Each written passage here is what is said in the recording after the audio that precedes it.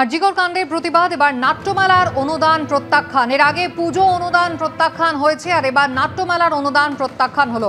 রাজ্য সরকারের নাট্যমেলার অনুদান নিতে অস্বীকার করল মালদা নাট্যদল। রাজ্যের 50,000 টাকা অনুদান নিতে অস্বীকার করল নাট্যদল মালদার সমবেত প্রয়াস। আরজিকর কাণ্ডে দোষীদের আড়াল করছে রাজ্য সরকার, অভিযোগ তুলে নাট্যমেলার অনুদান নিতে অস্বীকার করল তারা। অভিনেতা কৌশিক সেন রয়েছেন আমাদের সঙ্গে টেলিফোন লাইনে। কৌশিক বাবু, মালদার সমবেত প্রয়াস তারা এবার জানিয়ে দিল যে রাজ্যের যে অনুদান তা তারা নিচ্ছেন না আরজিকর কাণ্ডের প্রতিবাদে।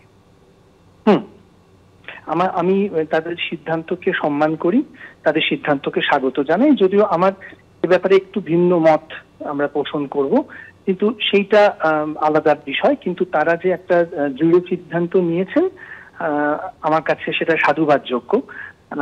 যদি পরে কখনো তাদের সঙ্গে সরাসরি কথা বলার আমার সুযোগ ঘটে, তাহলে আমি বলতে পারবো যে কেন আমি তাদের সঙ্গে সর্বতোভাবে সম্মত নই। কিন্তু তবু তারা যে এই সিদ্ধান্তটা নিয়েছেন, তাতে তাদের এই সাম্প্রতিক আরজিকর ঘটনার ক্ষেত্রে তাদের যে মানে সিদ্ধান্ত এবং যে তাদের যে দৃঢ়চেতা সিদ্ধান্ত, সেটাকে আমি অত্যন্ত সম্মান করছি, সাধুবাদ জানাচ্ছি। এবং যে যেভাবে পারে প্রতিরোধ গড়ে তোলাটাই এই মুহূর্তের দায়িত্ব বলে আমার মনে হয়। সেটা রাস্তায় নেমে হোক, থিয়েটার করে হোক, থিয়েটার না করে হোক, যেভাবে পারুক তাদের অপ্রসন্নতা তারা প্রকাশ করুক। কারণ আমরা বিগত 2-3 দিন ধরে দেখলাম যে এই যে প্রতিবাদের যে ধরনটা, যেটা এই নাট্যমেলার টাকা ফেরত দিয়ে তারা যে প্রতিবাদটা করলেন, অথবা বিভিন্ন পুজো উদ্যোক্তারা তাদের টাকাটা না নিয়ে যে প্রতিবাদটা করলেন, এই প্রতিবাদগুলো কিন্তু মূল্যহীন হয়ে যাচ্ছে কিছু রাজনৈতিক দলের অসভ্যতার জন্য। তাদের পারস্পরিক ঝগড়া, লড়াই, অসভ্যতা, জনজীবনকে স্তব্ধ করে দেওয়া। ফলে যে আন্দোলনটা নাগরিক আন্দোলনের মধ্যে দিয়ে সূচনা হয়েছিল বর্তমান তৃণমূল সরকারের বিরুদ্ধে আরজিকর ঘটনা দিয়ে, সেই ঘটনাটা ডাইলুটেড হয়ে যাচ্ছে।